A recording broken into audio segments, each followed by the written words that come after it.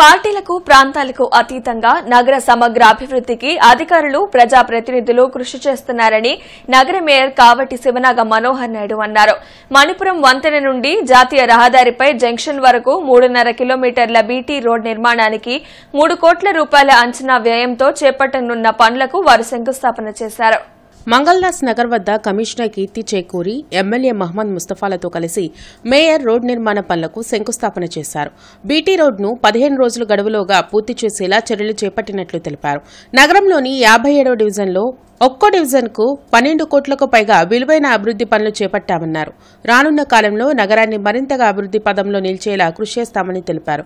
MLA Mohammad Mustafa మాట్లాడుతూ గత పాలకులు నిర్లక్ష్యం చేసిన మౌలిక వసతులను ప్రస్తుతం ప్రభుత్వంలోనే చేపట్టడం జరిగిందన్నారు. కమిషనర్ కీర్తి చేకూరి మాట్లాడుతూ నగర ప్రజలు ఎన్నో ఏళ్ల నుండి ప్రధాన రహదారుల్లో గుంతల వలన ఇబ్బందులు పడుతున్నారని వారికి శాశ్వత పరిష్కారం లభించిందన్నారు. కార్యక్రమంలో ఎస్సీ సుందర్ రామిరెడ్డి, ఈ కోటేశ్వరరావు, వైసీపీ సమన్వయకర్త నూరి ఫాతిమా తదితరులు పాల్గొన్నారు. మరి బీటీ రోడ్డు నిర్మాణం చేయాలని చెప్పేసి అంచనాలు తయారు చేయడం జరిగింది. వారి అంచనాలు టెండర్లు ప్రక్రియ పూర్తయిపోయి ఈరోజు పని ప్రారంభోత్సవానికి మరి శంకుస్థాపన కార్యక్రమాన్ని కూడా నిర్వహించడం కూడా జరిగింది.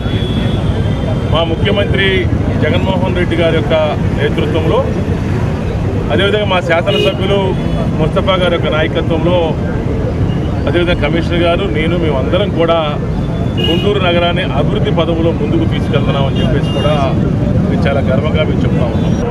కూడా స్టార్ట్ చేయబోతున్నాం.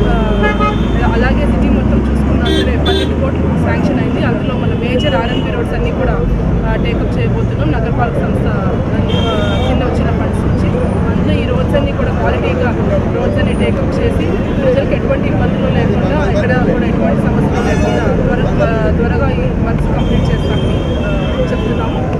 ఇందులో భాగంగా రేపు కూడా నందివెల్ కూడా స్టార్ట్ చేయడం జరుగుతుంది. సిమిలర్లీ అదర్ ఏరియాస్లో కూడా సుమారుగా వర్క్స్ ఉన్నాయి, అవి కూడా స్టార్ట్ చేయడం జరుగుతుంది.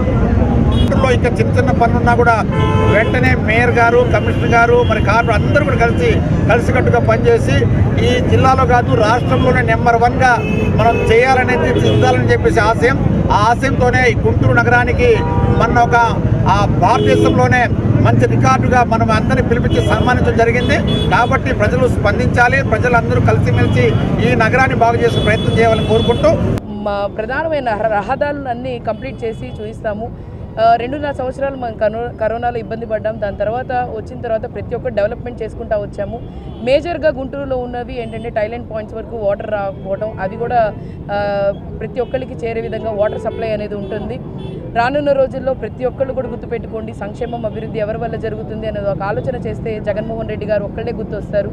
రానున్న రోజుల్లో ప్రజలందరూ జగన్మోహన్ రెడ్డి గారిని సీఎం చేసుకోవడానికి, అలాగే గుంటూరు తూర్పులో వైఎస్ఆర్సీపీ జెండా భారీ మెజార్టీతో గెలిపించుకోవాల్సిందిగా కోరుకుంటున్నాను. Thank you.